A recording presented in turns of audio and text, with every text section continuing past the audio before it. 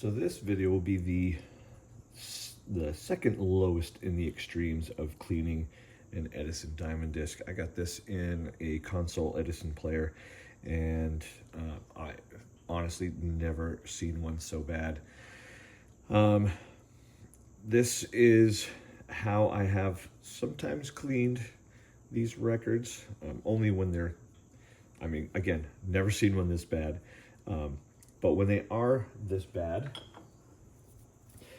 as long as you don't get a whole bunch of water in the center spindle, as long as you don't get a whole bunch of water in the edges, and as long as you don't let it sit in water, these actually clean up very well with some mild warm water and a scrubber brush. After I do this, I dry them thoroughly.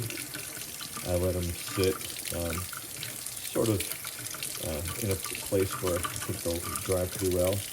And only after that do I take a little alcohol to them. This is mostly mold, because this was sitting inside of a player that was subjected to a lot of water over a lot of time. Actually surprised that in the condition it was in, that it wasn't all split. And now for the label section, because I don't want to, I mean, I have seen that getting water near the more open sections doesn't really do too much damage as long as you make sure to dry it out after, but I mean, there's really no need to. Just take a damp sponge.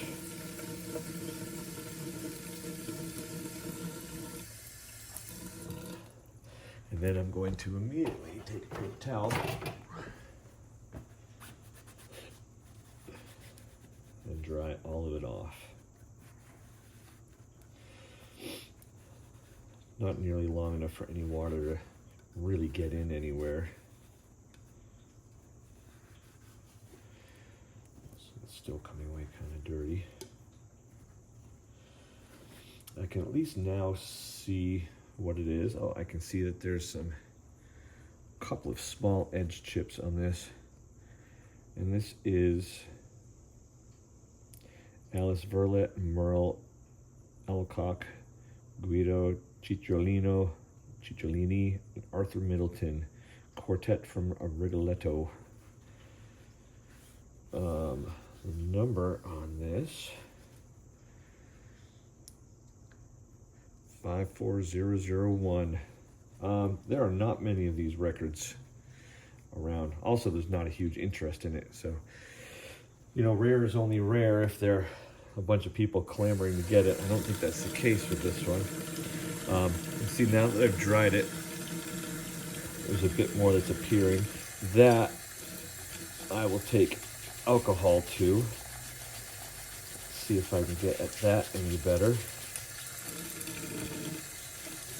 So I'm just going to scrub and dry, scrub and dry.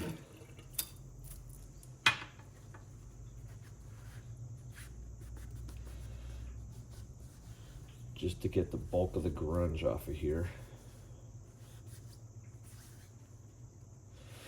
And as with my other, this isn't really an experiment because I've done this a million times and my records are all still playable. But for the purposes of everyone else who's been too afraid to do this, this will be the second part of the experiment, I suppose.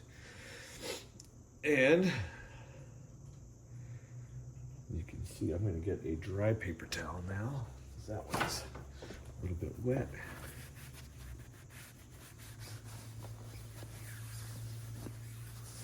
I wonder how this plays. Now the back side of this, it's got stuff on me already. Looks the same. So I'm going to do the same here. And this is a single-sided Edison.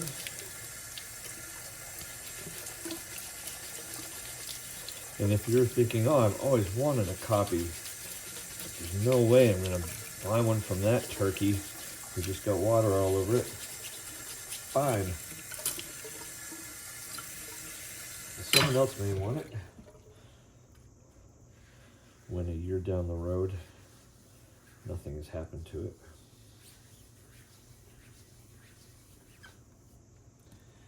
And I'm going to dry this side. And this one I'll keep tabs on, you know, for the folks who just can't possibly believe that, you know, all things in moderation.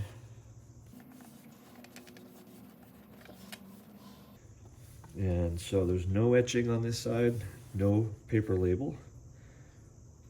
Matrix of 5730-B-94.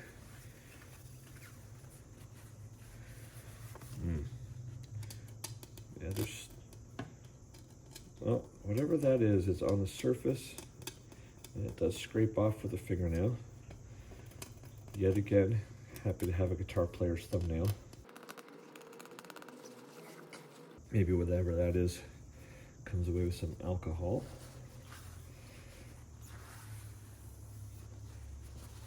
Okay, and now I'll grab a bottle of alcohol and do a surface clean. Again, I only ever do this on really grungy records. Most records are just fine with a slight alcohol dusting, but for those that are just absolutely caked on with stuff, usually a little water to get rid of the main bit of grunge.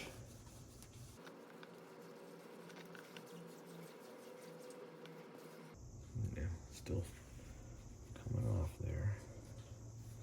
And I'll do the same to the back, which seems to have wherever this white stuff is on it.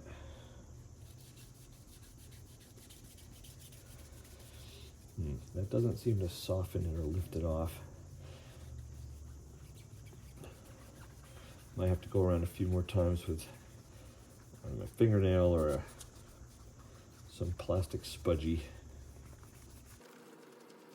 Just got to remember what you're working on. You can't ever use alcohol on a 78 RPM record.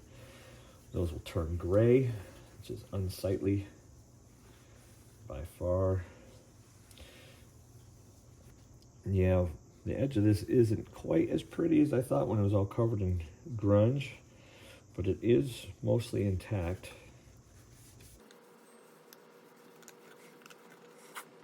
Yeah, still some white, whatever that is. It does come off. Well, I think the only thing left to do is to, that's a terrible, terrible sound. My apologies. I think the only thing left to do is to see what this might sound like. Again, I've only ever put one of these in the Ultrasonic Cleaner once, and that was just for an experiment. I would not do it again, although, boy, I think this one sure could stand for it. Can't imagine what's down inside those grooves, but I just want to make sure this isn't going to damage my stylus on my player.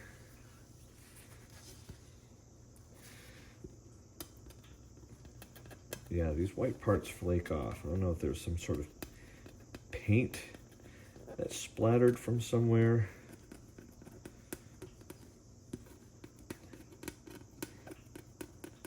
It didn't soften up with the alcohol.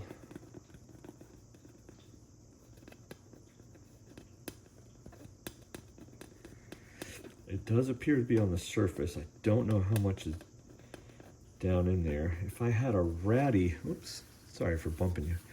If I had a ratty Edison player and stylus, I would put it on there just to let that sort of clear off whatever might be down deeper inside the grooves, but I do not.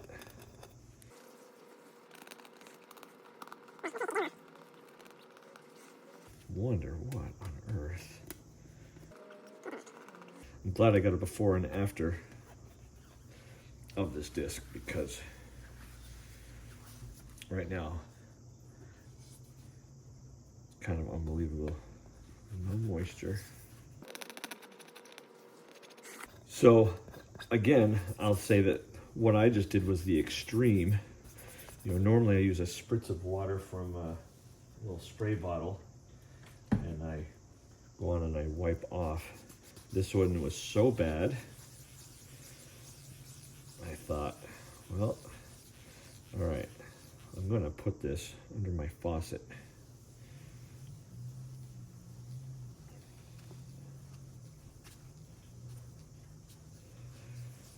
And we'll see what happens. But at least now you can make out what the record is, and perhaps we can even hear what this record is. So we'll take it upstairs and we'll give it a spin. And this probably doesn't need a crank up from earlier. It was already good to go. This is my William and Mary console. I find it funny. It has a 10 and a 12-inch setting on here. You push down the little black 10-inch and the reproducer only goes so far. That's if you have trouble meeting the edge, I suppose, but I still find that it's a little too far over, so I like to give it one more push. Never had a 12-inch Edison. I guess there was samples, promos, something like that. Maybe I'll have one. Let's see what we got.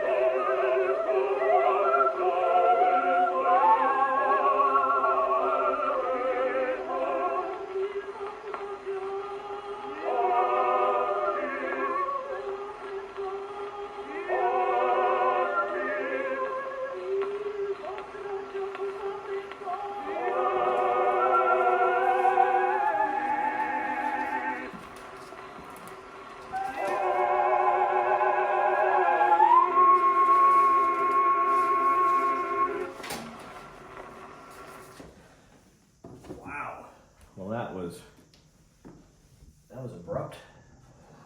Let's